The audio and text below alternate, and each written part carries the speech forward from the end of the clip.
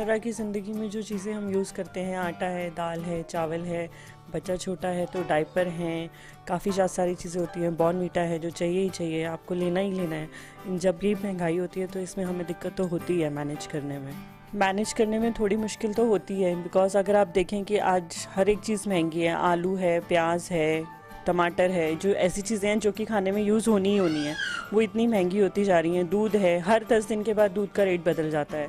आटा है, बॉर्नवीटा है, बच्चे को पीना ही पीना है, आपको लाना ही लाना है, डायपर्स हैं, आपको यूज़ करने ही करने हैं।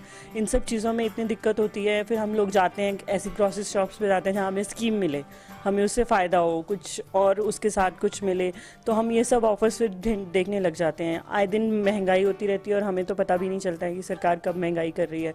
हमें तो जब हो जाता है तब पता चलता है, लेने जाते हैं कि कितना महंगा हो गया है। सब्जी की दुकान पे जाओ, 100 रुपीज़ में कुछ भी नहीं आता है, इतनी महंगी सब्जी हो गई है, सब कुछ ही चीज़ें बहुत महंगी हैं, तो हमें मुश्किल तो होती ही है इन सब चीज़ों में।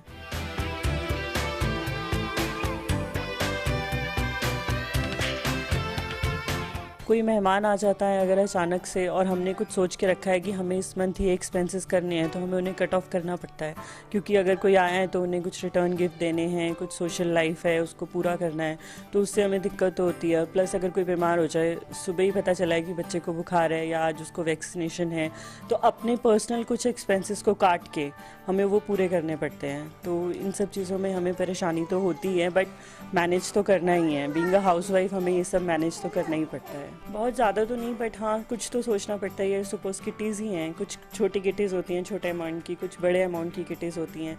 अगर हमें पता है कि हमें ऐसे खर्चे करने हैं और ऐसे कंडीशन आने वाली हैं हमारे आगे जिसमें मुझे पता है कि मैं अवॉइड नहीं कर सकती, तो मैं बड़ी किटी में पार्टिसिपेट नहीं करूँगी, मैं छोटी किटी में पार्टिसिपेट करूँगी।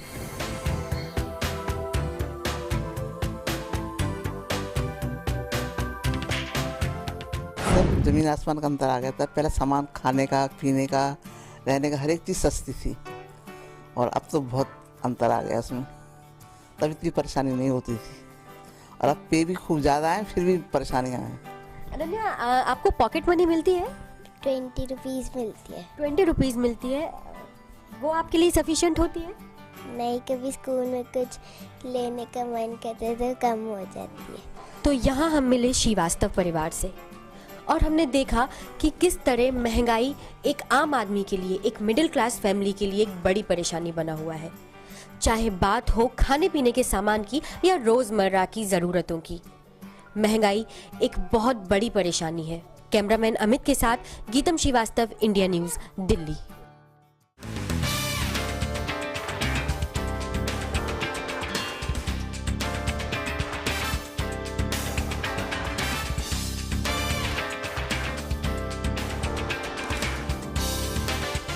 नमस्कार दोस्तों, मैं हूं मनीष। हम लोगों ने दयानंद सिंह जी की फैमिली का चयन किया है, जिनके साथ मैं पूरा 1 महीना गुजारूंगा। 1 महीना के दौरान हम देखेंगे कि उनकी 1 तारीख से लेकर 30 तारीख तक के दौरान उनकी बजट पे क्या क्या प्रभाव पड़ता है।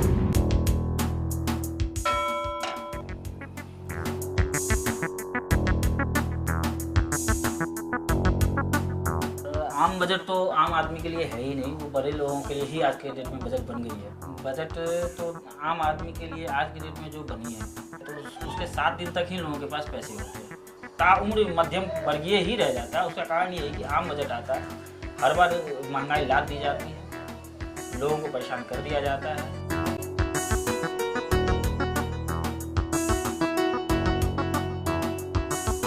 गीता जी, क्या इन पैसों से आपकी समस्याएं दूर हो जाएंगी?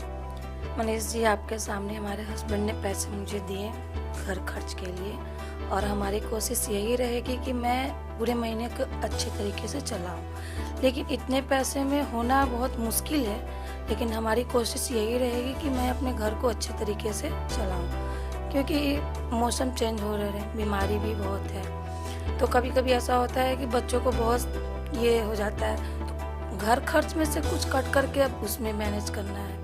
मोबाइल के हैं खर्चे, और फिर आपसे सगे संबंधी बहुत सारी चीज़ हो जाती है। ऐसे में लेकर मुझे नहीं लगता कि इतने पैसे में मैं घर चला पाऊंगी। मनीष जी, 15 दिन तो बीत चुके हैं और लगभग पैसे ख़त्म ही होने को हैं। बहुत थोड़े पैसे बचे हैं और हमारा आवश्यकताएँ भी बहुत अभी बची हैं, क्योंकि बीच में बहुत सारे पर्व भी आ गए थे और गेस्टिंग तो होना ही है ना, उसमें तो हम तो आने वाले को तो मना कर नहीं सकते हैं। फिर भी हमने अपनी तरफ से कोशिश की कि कम से कम गेस्टिंग हो, और पैसे तो लगभग समाप्त हो चुके हैं और गैस भी ख़त्म ही है, दूसरा गैस लेने की तैयारी में है। तो बहुत ऐसी चीज़ें हैं जिसको हमको पूर्ति करनी है। पर्व कुछ ऐसे आने वाले हैं जिसमें बच्चों के लिए कुछ नए कपड़े की भी ज़रूरत पड़ेगी।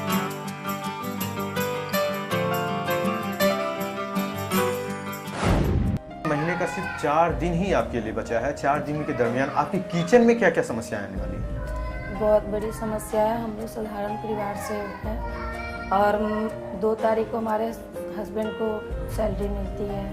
3 से 4 के बीच में महीने का राशन लाते हैं और अभी 26 तारीख आने वाले से पहले सारे राशन मतलब लगभग ख़त्म हो चुके हैं।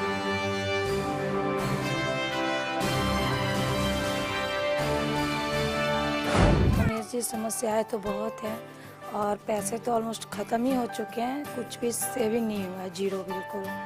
और मुझे दूसरे से कुछ पैसे भी लेने पड़े हैं अपनी कुछ आवश्यकताओं को पूर्ति करने के लिए। बाकी देखते हैं अगले महीने में जो होगा अपनी पूर्ति करूँगी मैं।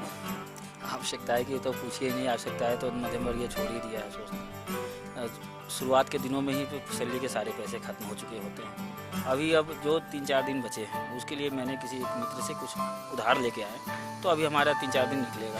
फिर अगले सैलरी आने तक का इंतजार करेंगे, फिर हम कुछ प्लान कर पाएंगे कि हाँ इस महीने में हम कितना सेविंग करते हैं, उसके हिसाब से हम क्या आगे प्रोसेस कर सकते हैं।